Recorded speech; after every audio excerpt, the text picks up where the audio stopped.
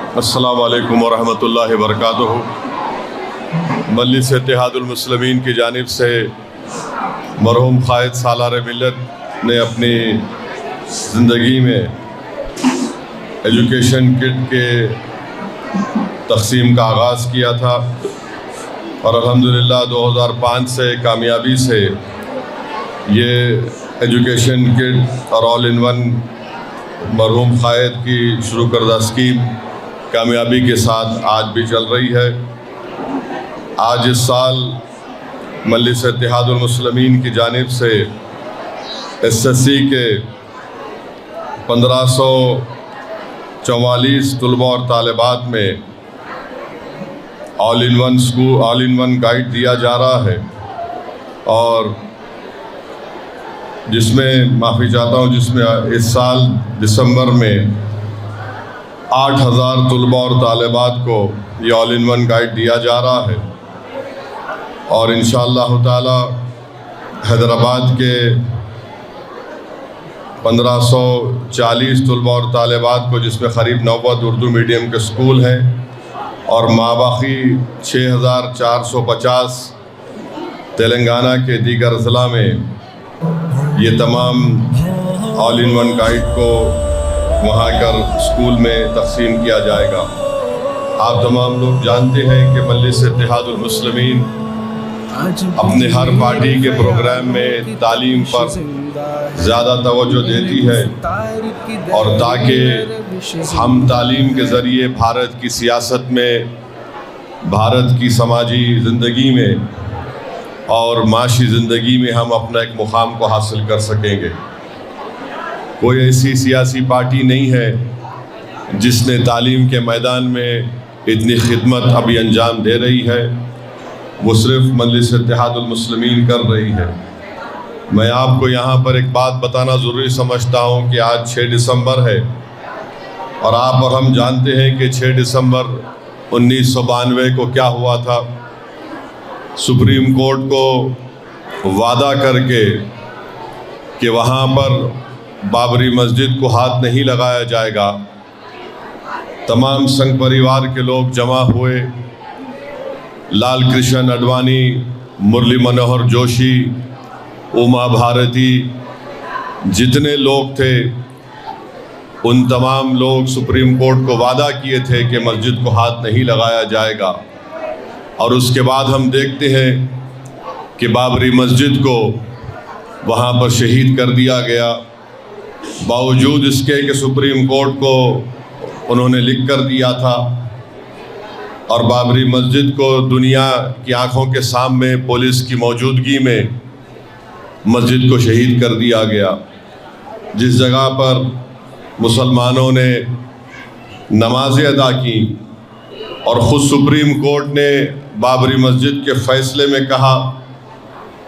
کہ 22 اور 23 دسمبر 1949 کو بغیر کوئی قانونی چارہ گوئی کے مسجد میں گھس کر وہاں پر مسجد کی بے حرمتی کی گئی، وہاں پر مورتیاں رکھی گئیں، اور پھر سپریم کورٹ نے اپنے ہی فیصلے میں صفحے نمبر 913 اور 914 میں لکھا کہ مسجد کی شہادت، جس کو انگریزی میں کہا کہ ایگریگریس، انہوں نے لفظ کا استعمال کیا اور کہا کہ یہ violation of rule of law تھا۔ آج جب ہم یہ دیکھتے ہیں کہ کرمنل کورٹ کا فیصلہ آتا ہے، بابری مسجد کے شہادت کے جتنے ملزمین جن پر الزام لگایا گیا تھا، کورٹ نے کہہ دیا کہ وہ تمام کو بری کر دیا۔ سوال یہ پیدا ہوتا کہ پھر 6 دسمبر 1992 کو پھر کس نے مسجد کو شہید کیا تھا؟ اور یہ مودی کی حکومت، بی جے پی حکومت نے اس ٹرائل کورٹ کے فیصلے کے خلاف اپیل نہیں کی۔ عجیب ماحول ہے، انصاف کی بات کرتے ہیں، اور ایک موب وہاں بلکہ ہزاروں کی تعداد میں لوگ جمع ہو کر مسجد کو شہید کر دیے، اور کورٹ یہ فیصلہ دیتا ہے کہ ہم کسی کو بھی مجرم نہیں قرار دے سکتے۔ میرے عزیز دوستوں اور بزرگوں، پھر ہم دیکھتے ہیں کہ حالیہ دنوں میں وزیر اعظم ملک کے کہا کہ 500 سال کے زخم اب ہمارے بھرے جا رہے ہیں۔ سوال یہ پیدا ہوتا کہ سپریم کورٹ نے اپنے فیصلے میں کہا کہ نہ کوئی مندر کو توڑ کر وہاں پر مسجد بنائی گئی، تو پھر کس بنیاد پر وزیر اعظم اس طرح کی بات کرتے ہیں؟ آخر وہ کون سے زخم کی بات کر رہے ہیں؟ زخم تو وہ ہے کہ 6 دسمبر 92 کو مسجد کو شہید نہیں کیا گیا، بلکہ بھارت کے سنویدھان کو کمزور کیا گیا، آئین کو، رول آف لا کو کمزور کیا گیا، اس کو زخم دیا گیا، اور آج وزیر اعظم اس طرح کی بات کرتے ہیں۔ میرے عزیز دوستوں اور بزرگوں، تکلیف اس بات سے بھی ہوتی ہے کہ سپریم کورٹ کے ایک جج جو اس بینچ پر بیٹھ کر ججمنٹ لکھے، ریٹائرمنٹ کے بعد انٹرویو میں کہتے ہیں کہ جو مندر کو توڑ کر مسجد بنائی گئی وہ خود غلط تھا۔ ارے آپ جب جج تھے، آپ نے فیصلہ لکھا، جب آپ کو خیال نہیں آیا، آپ نے اپنے فیصلے میں لکھا کہ مندر کو توڑ کر مسجد نہیں بنائی گئی تھی، اور مسجد اور مندر کے درمیان میں جو کتنا ایک زیادہ لمبا عرصہ تھا، مگر ریٹائرمنٹ کے بعد جج صاحب جج نہیں رہے تو ان کی زبان آزاد ہو گئی۔ مگر جب آپ کے ہاتھ میں قلم تھا تو آپ نے کیا لکھا؟ آپ نے لکھا کہ مندر کو توڑ کر مسجد نہیں بنائی گئی تھی۔ میرے عزیز دوستوں اور بزرگوں، آج آپ دیکھتے ہیں کہ اس طرح کے ججمنٹ جب آئے تھے، جب یہ ججمنٹ آیا، میں نے اسی وقت کہا تھا کہ یہ آستھا کی بنیاد پر فیصلہ دیا گیا۔ میں آج بھی یہ سوال اٹھا رہا ہوں، اگر 6 دسمبر 1992 کو اگر مسجد شہید نہیں ہوتی تو سپریم کورٹ کے ججز کیا فیصلہ دیتے؟ کیا فیصلہ دیتے آپ نے آستھا کی بنیاد پر فیصلہ دیا، اور پھر جو مسجد 400 سال سے ٹھہری ہوئی تھی اس کو آپ نے اپنے کورٹ کے ججمنٹ میں کہا ہے it is an violation of rule of law, اور جج صاحب بعد میں انٹرویو میں یہ بات کہتے ہیں۔ بہرحال ان کا چہرہ سامنے آ گیا دنیا کے سامنے، مگر اس بات کو ہم کو سمجھنا اور یاد رکھنا ہے کہ 6 دسمبر ایک یوم سیاہ ہے۔ 6 دسمبر ہمارے ملک کے لیے ایک سیاہ دن ہے، جس طرح گاندھی کو جس دن مارا گیا تھا وہ یوم سیاہ ہے۔ جس دن 6 دسمبر 92 کو مسجد کو شہید کیا گیا وہ ایک کالا دن تھا۔ جس دن اندرا گاندھی کے قتل کے بعد دلی کے سڑکوں پر سکھوں کا خون کی ہولی کھیلی گئی تو ملک کے لیے کالا دن تھا۔ جس وقت 2002 میں گجرات اور احمد آباد میں فسادات ہوئے وہ ایک یوم سیاہ تھا۔ تو یہ ایسی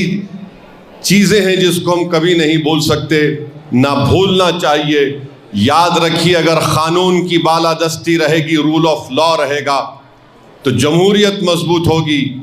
انصاف مضبوط ہوگا۔ اور اگر انصاف کرنے والے ریٹائرمنٹ کے بعد اس طرح کی بات لکھتے ہیں، انٹرویو میں بولتے ہیں، تو خود وہ اپنا تماشا کر رہے ہیں اور اپنے چہرے کو بے نقاب کر رہے ہیں۔ بہرحال میرے عزیز دوستوں اور بزرگوں،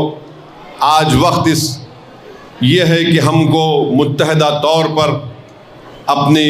عبادت گاہوں کی حفاظت کرنا ہے، اور جو فیصلہ سپریم کورٹ سے آیا تھا جو آستھا کی بنیاد پر تھا، آج آپ دیکھتے ہیں کہ 1991 پلیسز آف ورشپ ایکٹ ہونے کے باوجود بھی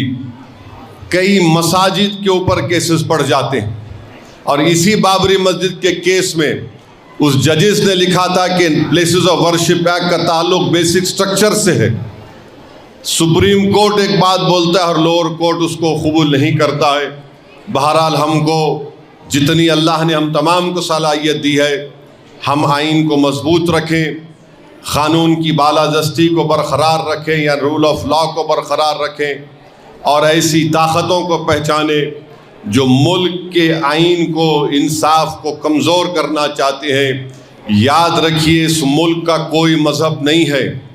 یہ ملک تمام مذہب کے ماننے والوں کا ہے۔ اگر کوئی یہ کہے گا کہ یہ ملک ایک مذہب کا ہے تو پھر یاد رکھیے ہم ان عظیم آزادی کے مجاہدین کی قربانی کو رائگاں جانے دیں گے، کیونکہ اس وقت ہندو مسلمانوں نے مل کر، سکھوں نے، عیسائیوں نے مل کر انگریزوں سے اس ملک کو آزاد کروایا تھا، اور ہمارے بزرگوں نے یہ خواب دیکھا تھا، اور اسی لیے اس طرح کا آئین بنایا، کانسٹیٹیوشن بنایا 1950 میں، جو ہم نے آئین اپنے آپ کو دیا۔ وہ یہ کہتا ہے کہ انڈیا جو اس کا پریامبل ہے، اس کا جو کہتا، اس میں یہ بات لکھی گئی کہ لبرٹی، ایکوالٹی، جسٹس، فریٹرنٹی، یہ چار چیزیں جب آپ بات کرتے ہیں تو کسی ایک مذہب کی تائید میں بات نہیں ہوتی۔ تو بہرحال یہ چیزیں ہیں جس پر آپ کو ہم کو غور کرنا ہے۔ میں مبارکباد دیتا ہوں ان تمام طلباء اور طالبات کو جو حیدرآباد کے 1540 طلباء اور طالبات جن کو آج آل ان ون گائیڈ مل رہا ہے۔ میں امید کرتا ہوں کہ انشاءاللہ تعالی وہ اپنی تعلیم کو 10th اور 10ویں جماعت کی مکمل یا کامیاب ہونے کے بعد بھی جاری رکھیں گے، وہ اپنے خوابوں کو پورا کریں گے، اور انشاءاللہ تعالی مجھے یقین ہے کہ خاص طور سے ہماری بیٹیاں مسلمانوں کے نام کو روشن کریں گی، ملک کے نام کو روشن کریں گی، اور ہم ان کے ماں باپ سے یہ گزارش بھی کرتے ہیں کہ خاص طور سے اپنی بیٹیوں کی تعلیم پر توجہ دیجیے، ان کو قابل بنائیے، ان کے خوابوں کو پورا کریے، ان کو طاقتور بنائیے، اور یہ بھارت، ہمارا یہ وطن عزیز اس وقت طاقتور ہو سکتا ہے جب ملک کی 50% آبادی جو ہماری خواتین ہے وہ تعلیم یافتہ ہو۔ اور یہ بات بالکل سچ ہے کہ مسلم خواتین میں تعلیم کا فقدان ہے، ہماری بچیوں میں لٹریسی زیادہ ہے، لٹریسی ریٹ بہت کم ہے، اس لیے بچیوں کو پڑھانا، ان کو کامیاب کرنا، ان کو طاقتور اگر ہم بنانا چاہتے ہیں تو ہم اپنی بیٹیوں کو تعلیم کے زیور سے آراستہ کریں تاکہ وہ ناانصافی کو ختم کر سکیں، اور ہر گھر میں ہماری بیٹی اگر تعلیم یافتہ ہوگی تو وہ گھر علم کے نور سے منور ہوگا۔ بہت بہت شکریہ۔